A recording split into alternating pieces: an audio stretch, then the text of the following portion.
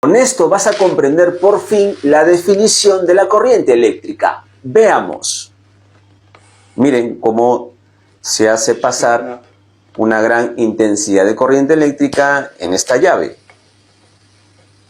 ¿Ven?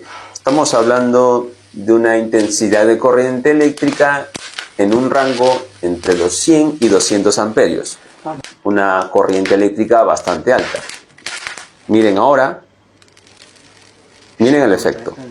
Evidentemente se trata solamente de una intensidad de corriente considerable, pero a bajas tensiones.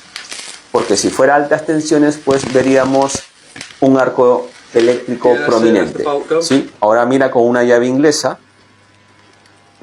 Miren el efecto de la corriente eléctrica.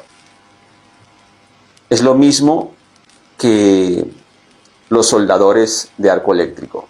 La intensidad de corriente eléctrica se trata principalmente de la razón de cambio de la carga respecto del tiempo. En la definición de la corriente no interviene la velocidad del electrón ni la distancia que recorre. Entonces jamás deben relacionar la corriente eléctrica con la velocidad de los electrones. Aclaro esto porque muchos piensan que los electrones fluyen como las moléculas de agua dentro de una tubería, pero así no funciona la electricidad. La electricidad viene a ser la consecuencia de la interacción de los campos electromagnéticos sobre la materia, en este caso de los campos eléctricos sobre los electrones. Si no hay campos eléctricos, no existiría la variación de la densidad volumétrica de las cargas. Sin la energía de los campos eléctricos, pues no existirá ninguna corriente eléctrica. La corriente eléctrica no puede ser en este caso un causal. La corriente eléctrica viene a ser la consecuencia de las fuerzas eléctricas que origina el campo sobre las partículas. La fuerza eléctrica permite esa razón de cambio de las cargas respecto del tiempo. Aquí nada tiene que ver la velocidad del electrón ni que recorra largas distancias. Basta que el electrón se desplace distancias tan pequeñas como los radios atómicos para hablar de corriente eléctrica. La dirección de los campos eléctricos siempre será de mayor a menor potencial. Las cargas eléctricas positivas van en dirección del campo eléctrico. En cambio, las partículas con carga negativa, como los electrones, van en dirección contraria. Cuando las partículas con carga positiva van en dirección del campo, se denomina sentido convencional, y cuando las partículas con carga negativa van en dirección contraria, se denomina sentido real. El tipo de corriente también depende de la dirección de los campos eléctricos. En corriente continua o corriente directa, el campo eléctrico tiene dirección única. En cambio, en corriente alterna, la dirección de los campos eléctricos, como su propio nombre lo dice, se alternan. Los campos eléctricos en corriente alterna varían la dirección según sea la frecuencia de la red.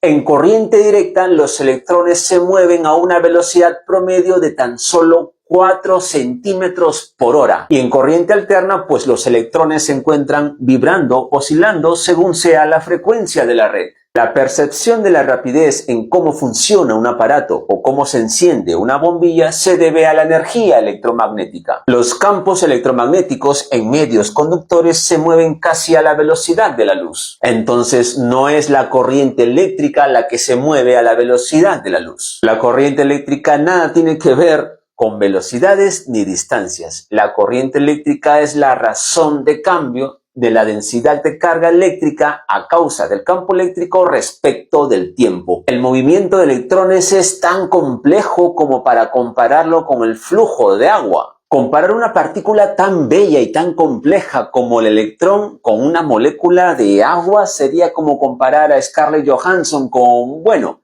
espero que hayan entendido.